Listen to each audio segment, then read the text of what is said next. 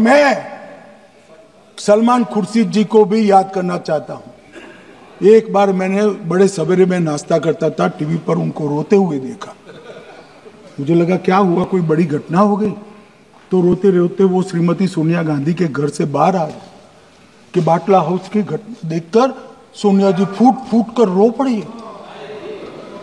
अरे रोना था तो शहीद मोहन शर्मा के लिए रोते, बाटला हाउस के आतंकवादियों के लिए रोना आता है। और मान्यवर हमें पूछते हैं कि आपने क्या किया, कोई अधिकार नहीं है पूछने का। आज गृह मंत्री जी ने इस बात पर उल्लेख किया। उन्होंने कहा, उनके शब्दों में उन्होंने कहा कि पाकिस्तान के पास शरण में आने के बजाय कोई चारा ही नहीं था। आपने शरण दिया क्यों? वो आते हैं आपके देश के अंदर, लोगों को मार डालते हैं और आप उनको शरण दे रहे हैं। क्यों दिया शरण? इसका जवाब क्यों नहीं दिया एक भी भाषण में? जैसे ये बात उठी, शरण की बात की हमारे गृह मंत्री जी ने, इतिहास में चले गए। नेहरू ने क्या किया, इंदिरा गांधी ने क्या किया, यहां तक कि मेरी मां के आंसुओं तक चले गए।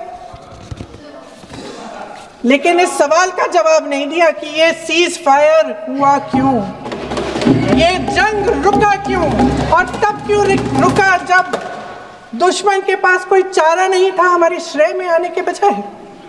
क्यों रुका ये जंग, इसका जवाब नहीं दिया। धन्यवाद, आप देंगे?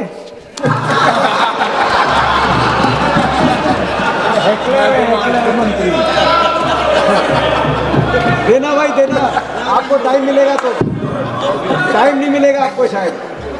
वैसे महोदय, मेरी माँ की आंसू की बात किए, मैं इसका जवाब देना चाहती हूँ।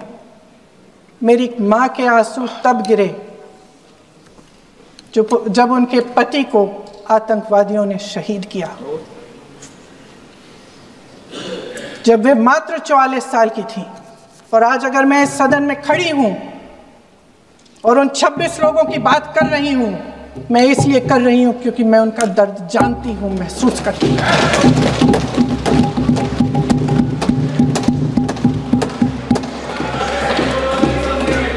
अध्यक्ष महोदय, मैंने कहा कि देश का नेतृत्व सिर्फ उपलब्धियों का श्रेय लेने से मजबूत नहीं होता। सफलता और विफलता दोनों की जिम्मेदारी लेने से बुलंद होता है। ये सोने का ताज नहीं है, कांटों का ताज है। अध्यक्ष महोदय, जब सरकार झूठी और कायर हो तो वे बहादुर से बहादुर सेना के साहस और पराक्रम को भी कमजोर कर देती है।